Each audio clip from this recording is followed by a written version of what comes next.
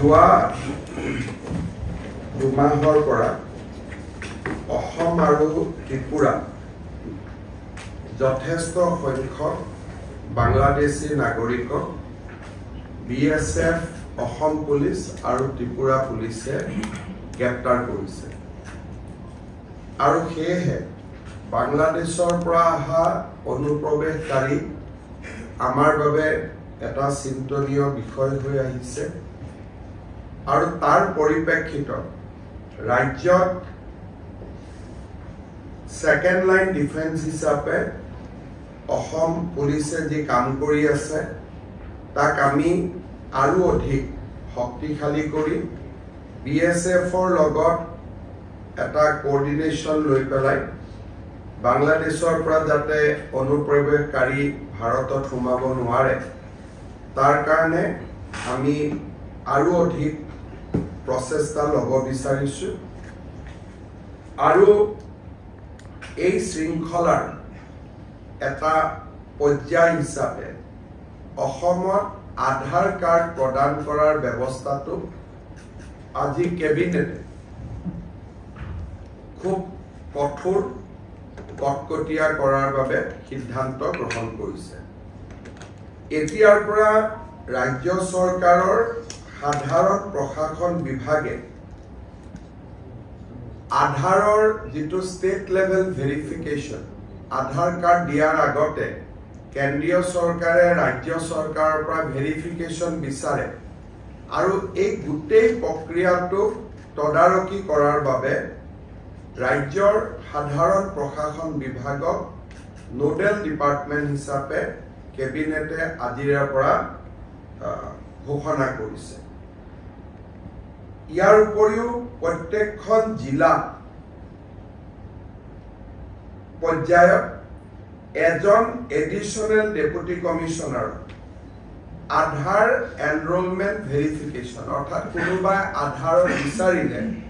তেওঁ proper verification কৰা হৈছে নে নাই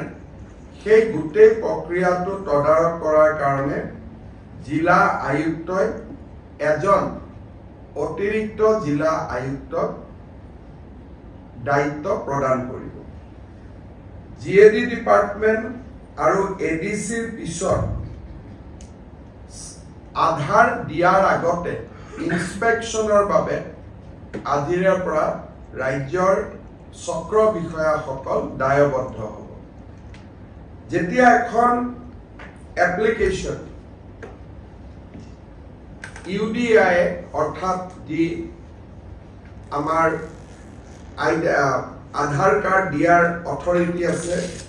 ইউনিক আইডেন্টিটি যেটো অথৰিটি অফ ইণ্ডিয়া আছে UIDAI এখেতসকলৰ পোৰ্টেলত আধাৰ কাৰ্ডৰ বাবে আবেদন কৰাৰ লগে লগে সেই আবেদনখন টেকনিক্যাল ভেৰিফিকেশ্যনৰ পিছত ফিজিক্যাল ভেৰিফিকেশ্যনৰ বাবে ৰাজ্য চৰকাৰৰ পোৰ্টেলত আহিব সাৰ্কেল অফিচাৰ জনে প্ৰথম এই আধাৰ কাৰ্ডৰ আবেদনখন পোৱাৰ লগে লগে তেওঁ প্ৰথমে চাব যে ৰাজ্যৰ ৰাষ্ট্ৰীয় নাগৰিকপঞ্জী প্ৰণয়নৰ সময়ত এই ব্যক্তিজন বা এই পৰিয়ালটোৱে বা তেওঁৰ পিতৃ মাতৃয়ে আবেদন কৰিছিলে নে নাই প্ৰথম পৰীক্ষা হ'ব সেইটো যদি দেখা যায় যে তেওঁ আবেদন কৰাই নাছিলে তেতিয়াহলে তেওঁৰ আধাৰ কাৰ্ডখন ৰাজ্য চৰকাৰে প্ৰত্যাখ্যান কৰি কেন্দ্ৰীয় চৰকাৰলৈকে প্ৰতিবেদন দিব আৰু যদি প্ৰমাণিত হয় যে নহয় তেখেতে NRC নিজকে ভাৰতীয় নাগৰিক বুলি আবেদন কৰিছিলে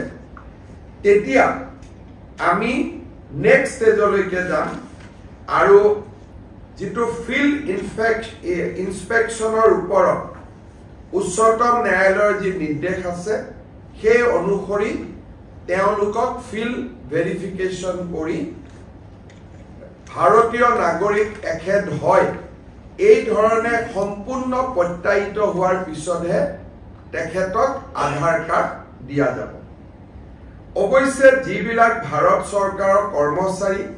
বিভিন্ন কামত 2014 চনৰ পিছৰ পৰা অসমত আছে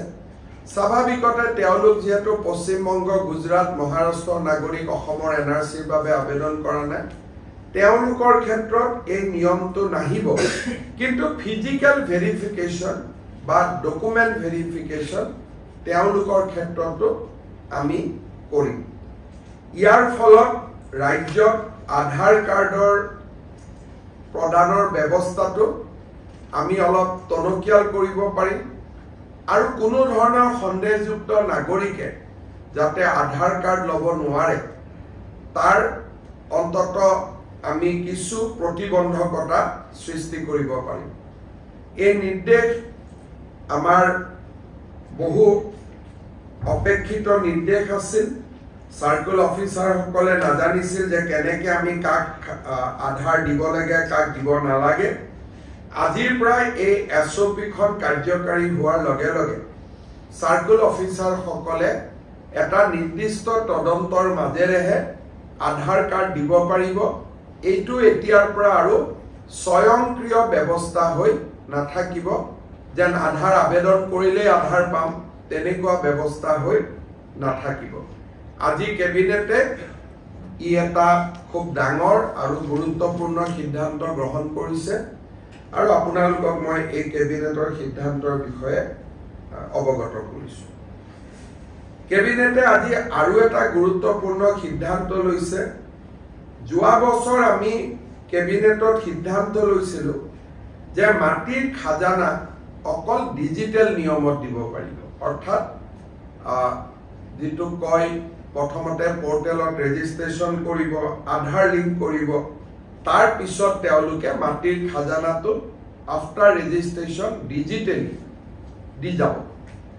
এই ব্যৱস্থাটোৰ ফলত অসমত নথকা অসমীয়া লোকসকল উপকৃত হৈছে কোনোবা আমেৰিকাত আছে ইংলেণ্ডত আছে বা কোনোবা দিল্লীত আছে কোনোবা ৰাজস্থানত আছে কিন্তু যিসকল দুখীয়া পৰিয়াল আছিল মাৰ্জিনেল ফাৰ্মাৰ্স যা সৰু সৰু মাটিৰ মালিক তেওঁলোকে ডিজিটেল খাজানা দিব পৰা নাছিল আৰু এক প্ৰকাৰ আমাৰ ই অলপমান ৰাইজৰ মাজত অলপ কথা বতৰাও আৰম্ভ হৈছিল যে বহুত দিন ধৰি আমি মাটিৰ খাজানা দিব পৰা নাই আজি কেবিনেটে সিদ্ধান্ত লৈছে যে জুনে ডিজিটেলত দিব পাৰে দিয়ক সেই ব্যৱস্থাটো চলি থাকক কিন্তু ৰাজ্যৰ দুখীয়া পট্টাদাৰসকলে বা মাৰ্জিনেল পট্টাদাৰসকলে মধ্যম বৰ্গী পৰিয়ালসকলে মাটিৰ খাজানা দিওঁতে যাতে কষ্ট নাপায় আগৰ দৰে মৌজাদাৰে নগদ টকালৈ যি মাটিৰ খাজানা ৰিচিপ্ট দিয়াৰ যিটো ব্যৱস্থা আছিল সেই ব্যৱস্থাও চলি থাকিব অৰ্থাৎ এফালে আমি মেনুৱেলিও মাটিৰ খাজানা দিব পাৰিম আৰু কোনোবা দূৰত আছে 200 টকা খাজানা আহিবৰ কাৰণে অসুবিধা তেওঁ ডিজিটেলিও দিব পাৰিব অৰ্থাৎ এতিয়া ডিজিটেল আৰু মেনুৱেল কেশ পেমেন্ট আৰু ই পেমেন্ট দুইটা ব্যৱস্থা আজি কেবিনেটে মুকলি কৰি দিছে ইয়াৰ ফলত ৰাজ্যৰ ক্ষুদ্ৰ পট্টাদাৰসকল দুখীয়া আৰু মধ্যবৰ্গৰ পট্টাদাৰসকল উপকৃত হ'ব আজি আমাৰ ৰাজ্যৰ কেবিনেটে আৰু এটা গুৰুত্বপূৰ্ণ ভূমিকা সিদ্ধান্ত গ্ৰহণ কৰিছে আপোনালোকে জানে যে এইবাৰ মিছন বসুন্ধৰাৰ আটাইতকৈ গুৰুত্বপূৰ্ণ লক্ষ্য হ'ল নামঘৰ মন্দিৰ বিদ্যালয় ক্লাব মহিলা সংঘ সামাজিক অনুষ্ঠানসমূহে যাতে মাটিৰ পট্টা পাব পাৰে কিন্তু মাটিৰ পট্টা পাবলৈ ৰেজিষ্ট্ৰেচন কৰিব লাগে সোসাইটিটো আৰু সোসাইটিটোক ৰেজিষ্ট্ৰেচন কৰোতে মানুহৰ অসুবিধা হয় 3 বছৰৰ চাৰ্টাৰ্ড একাউন্টেন্সিৰ সাৰ্টিফিকেট লাগে অডিট সাৰ্টিফিকেট লাগে আজি কেবিনেটে সিদ্ধান্ত কৰিছে যাতে মিছন বসুন্ধৰা এই নামঘৰ মন্দিৰ স্কুল ক্লাব মহিলা সংঘই মাটিৰ পট্টা পাব পাৰে সেই কাৰণে তেওঁলোকে সোসাইটি ৰেজিষ্ট্ৰেচন এক্টত পঞ্জীকৰণ কৰিব গলে 3 বছৰৰ চাৰ্টাৰ্ড একাউন্টেন্টৰ হিচাপ থকা কোনো অডিট ৰিপৰ্টৰ প্ৰয়োজন নহব এতিয়া সেই ব্যৱস্থাটো আজিৰ পৰা আমি উঠাই দিছো মিছন বসুন্ধৰা পৰ্যায়লৈকে যেতিয়া বসুন্ধৰা পাৰ হৈ যাব তেতিয়া আকৌ এই নিয়মটো আহিব লগতে বহুতৰ আগত ৰেজিষ্ট্ৰেচন আছিলে কিন্তু ৰিনিউৱেল নকৰাৰ কাৰণে তেওঁলোকে 40-45,000 টকা ফাইন দিব লাগে আৰু ইমান টকা ফাইন দিব লাগে কাৰণে মানুহে ৰেজিষ্ট্ৰেচনো ৰিনিউ কৰা নাই আৰু বসুন্ধৰাটো মাটি নাপাব সেইকাৰণে আজি আমি সিদ্ধান্ত লৈছো যে ৰিনিউৱেল ফাইন দিব নালাগে যদি 10 বছৰ আগতো ৰেজিষ্টাৰ কৰা আছিল এতিয়া আকৌ এবাৰ ৰিনিউ কৰিল ৰিনিউৱেলৰ যেটো ফাইন দিব লগা ব্যৱস্থা আছিল সেই ব্যৱস্থাটো আজিৰ পৰা আমি প্ৰত্যাহাৰ কৰিছো এই তিনিটা গুৰুত্বপূৰ্ণ সিদ্ধান্ত আজি কেবিনেটত লোৱা হৈছে আৰু তিনিওটাই যথেষ্ট ৰাজহুৱা স্বাৰ্থৰ বাবে অতিকে গুৰুত্বপূৰ্ণ আৰু সেই কাৰণে মই আপোনালোকৰ ওচৰত আহি কেবিনেটৰ সিদ্ধান্ত তিনিটা বৰ্ণনা কৰিছো আজিৰ পৰা আমাৰ সমগ্ৰ ৰাজ্যতে 12 লাখ হিতাধিকাৰী সামৰি স্কুটি সাইকেল আৰু মাইক্ৰো ফাইনেন্সৰ 50,000 টকা পৰ্যন্ত ৰেহাই নো ডিউ সাৰ্টিফিকেট আৰু যোৱা প্ৰলয়নকাৰী বানপানী যিসকল লোক ক্ষতিগ্ৰস্ত হৈছিল তেনে লোকসকললৈ চৰকাৰী নিয়মতে আৰ্থিক সাহায্য বিতৰণ এই তিনিওটা আঁচনি বিশেষকৈ সাইকেল স্কুটি আনন্দৰাম বৰুৱা এফালে বানপানী আৰু মাইক্ৰো ফাইনেন্সৰ নো ডিউজ এই গোটেইবোৰ মিলি 12 লাখ হিতাধিকাৰী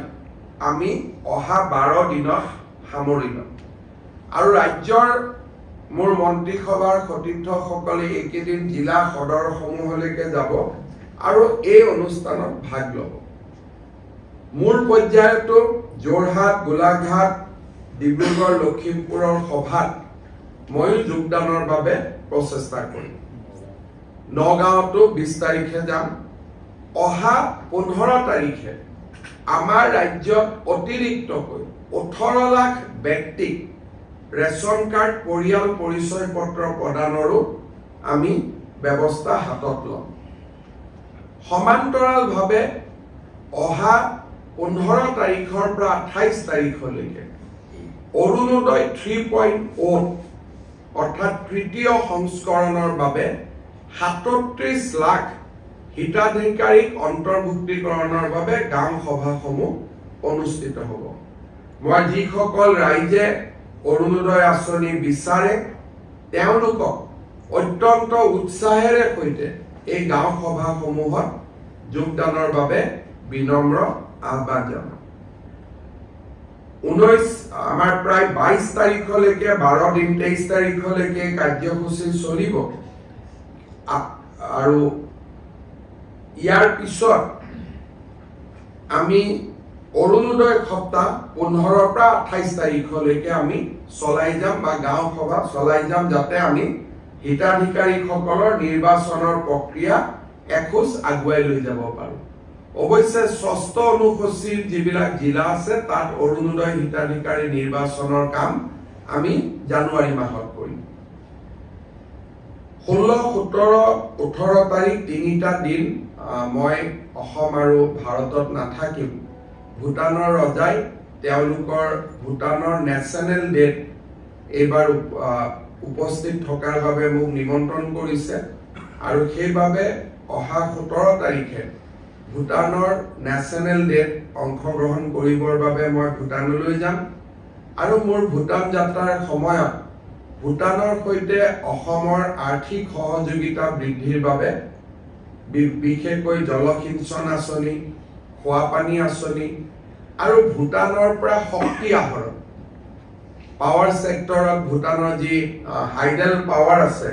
সেই হাইডেল পাৱাৰ বিলাকৰ পৰা আমি কেনেকৈ উপকৃত হ'ব পাৰিম